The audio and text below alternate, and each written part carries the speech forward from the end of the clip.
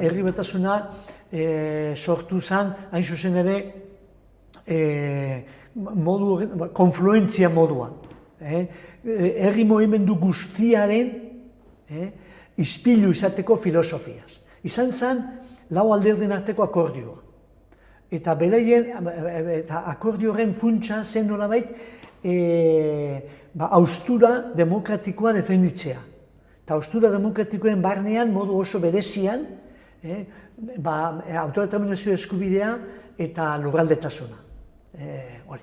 Baina, hasieratik nolabait nahi genuen izatea gizarte mugimendu sendoaren katalizadorea. Nolabait bideratzailea. Zegoen herri indar guzti horren bideratzailea.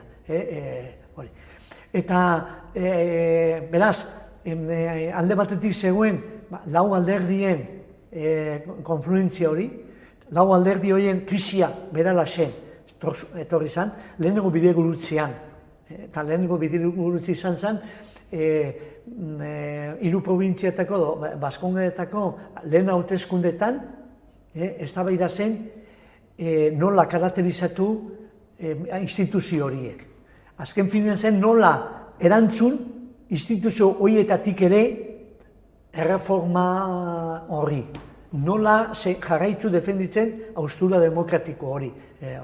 Eta bi alderdi jarri ziren guztiz erreformaren alde, beste bi hausturaren alde. Orduan, horren aurrean, Herri Batasunak, eta hori gertatu zen, sortu eta segidan, zer egin zuen, deitu herri mugimendu hori eta zer egin dezakegu blokeo honen aurrean. Eta orduan, gure proposamen izan zen, herrialdetako asanbladak egiten agoaz. Deitu, alderdi politikoetako jende batzuk, herri bakoitzatik, eta herrietako ordezkari batzuek, deitu, eta egingo du herrialdean asanblada bat, gauzo erabakitzeko eta gero eramango dira herrietara ondorioak, eta herrietatik berriro ekarriko dira. Eta, modu horretan, egin ziren lau bost asanblada, konklusio batzuetara heltzeko, karakterizatzeko instituzioen aurrean zelan egin behar genuen, nola karakterizatzen genituen instituzioa eta nola erantzun behar genuen, eta bestetik baita ere zerrendak onartzeko egin ziren zerrendak. Eta hor demostratu zen, Herri Batasuna lau alderdi askoz gehiago zela.